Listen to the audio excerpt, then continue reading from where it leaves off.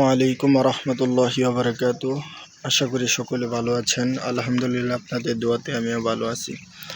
তো আপনারা দেখতেই পারতেছেন যে আমি এখানে 7 থেকে 8টা কোয়েল পাখি পালন করি।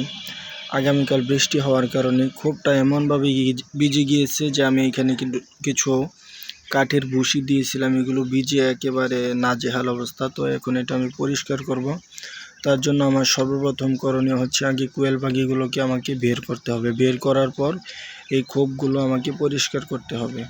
তো বের করার জন্য পাখিগুলো বের করে কোথায় রাখবো, তার জন্য আমি 2টা খাঁচার ব্যবস্থা করে রাখছি। এই 2টা খাঁচার মধ্যেই আমি মূলত এই কোয়েল পাখিগুলোকে নামাবো। তো দেখতেই থাকুন, আশা করি আপনাদেরও ভালো লাগবে। ওই যে ওই খাঁচা আর ওইখানে কাঠের ভুসির ব্যবস্থা রয়েছে। তো আমি এখন কোয়েল পাখিগুলো নামাবো, নামিয়ে খোপটা পরিষ্কার করব। আশা করি আপনারা আমার পাশে থাকবেন, দেখতে থাকুন সকলেই। আসলে দেখেন, এমন পরিমাণে বৃষ্টি হয়েছে, আমি এখানে একটা বাটি রাখছিলাম, বাটিটা পর্যন্ত পানিতে টইটম্বর হয়ে গিয়েছে। মারাত্মক বৃষ্টি হয়েছিল ভাই। তো এই খোপের মধ্যে আমি কোয়েল পাখিগুলোকে এখন ভরবো, কারণ আলাদা জায়গায় রাখতে হবে খোপটা, যেহেতু আমি পরিষ্কার করতে চাচ্ছি। দেখতে থাকুন আপনারা। এই যে এক খোপের একটা খাঁচার মধ্যে 3টা রাখলাম, বাকি 4টা অন্য খাঁচায় রাখতে হবে, নাহলে ঘন হয়ে যাবে আর ওরা মারামারিও করতে পারে এবং তাদের শরীরে যে লোম আছে সেটা ছিঁড়ে ফেলতে পারে। এই জন্য আমি সুবিধার জন্য আমি আলাদা আলাদা জায়গায় রাখতেছি, 2টা খাঁচার ব্যবস্থা করেছি। এই যে দ্বিতীয় খাঁচায় আমি পাখিগুলো আবার ভরবো। তো 2টা খাঁচার মধ্যে পাখিগুলোকে ভরে নিয়ে আসলাম। আমার একটা পাখির একটু সমস্যা হয়ে গিয়েছে, এই জন্য আমি আলাদা আলাদা জায়গায় রাখছিলাম পাখিগুলোকে, যে এখানে প্রত্যেকটা পাখি। তো এখন আমার প্রথমত করণীয় হচ্ছে এই ময়লা আবর্জনাগুলোকে, ভিজা কাঠের গুঁড়ো দিয়েছিলাম সেগুলোকে পরিষ্কার করতে হবে।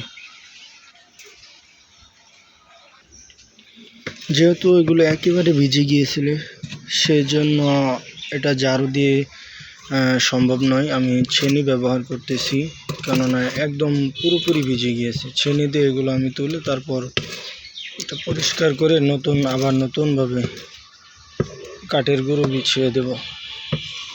প্রত্যেকটা জিনিস খেয়াল রাখতে হবে যে পালন যখন করবেন তখন আপনাদেরকে ওই জিনিসটার প্রতি যত্নশীল হতে হবে। যদি যত্নশীল হন তাহলে ওই জিনিস থেকে আপনি ভালো কিছু আশা করতে পারেন। নিজে কিছু করার চেষ্টা করুন, নিজে অন্যের ঘাড়ে চেপে বসে না খেয়ে নিজে কিছু করার চেষ্টা করুন। এমন অনেক মানুষ আছে যারা এই কোয়েল পাখি বলেন, ক্ষুদ্র খামারি যারা আছে, বিভিন্ন রকম পশু পাখি পালন করে তারা লক্ষ লক্ষ টাকা ইনকাম করতেছে।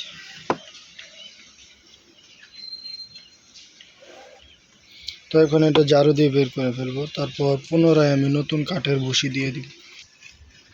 তো দেখেন, পরিষ্কার করার পর মোটামুটি ভালো পরিষ্কার হয়ে গিয়েছে। এখন এখানে আমি নতুন করে পুনরায় কাঠের ভুসি দিয়ে আবার খোপটাকে আমি পরিপূর্ণ করে তুলব। সকলে দেখতে থাকুন এবং উৎসাহিত করুন, নিজেকেও জাগিয়ে তুলুন ভালো কিছু করার জন্য। নিজেও কোনো কিছু করার চেষ্টা করুন। সব সময় অন্যের ঘাড়ে বসে না থেকে নিজে কিছু করার চেষ্টা করুন। যে আমি খোপটাকে পরিপূর্ণভাবে পরিষ্কার করলাম। এখন এখানে যে কাঠের গুঁড়ো আছে সেই কাঠের গুঁড়ো আমি দিয়ে দেব। পরিশ্রম করুন ভাই, সেটা ছোট হোক বড় হোক, যেমন আছে পরিশ্রম করুন। হয়তোবা এমনও হতে পারে যে এক সময় ক্ষুদ্র পরিশ্রম আপনাকে বড় সফলতার দ্বারপ্রান্তে নিয়ে যেতে পারে। পরিশ্রম করুন। তো এখানে নতুন করে এখন পুনরায় কাঠের ভুসি দিয়ে দেব। তো গাইস, এখন আমার খুব পুরোপুরি কমপ্লিট। এখন এটার মধ্যে খাবার দিয়ে দেব। কিছু খাবার ছিল পূর্বের, এই যে খাবার পানি।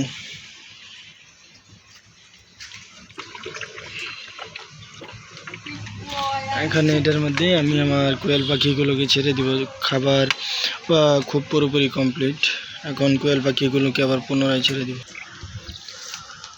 তো আবার আমার খুব পুনরায় প্রস্তুত। সকলে দেখতে থাকুন। ভিডিওটা ভালো লাগলে অবশ্যই চ্যানেলটা সাবস্ক্রাইব করে পাশে থাকবেন। সকলের কাছে দোয়া চাই। সকলে ভালো থাকবেন, সুস্থ থাকবেন। আসসালামু আলাইকুম।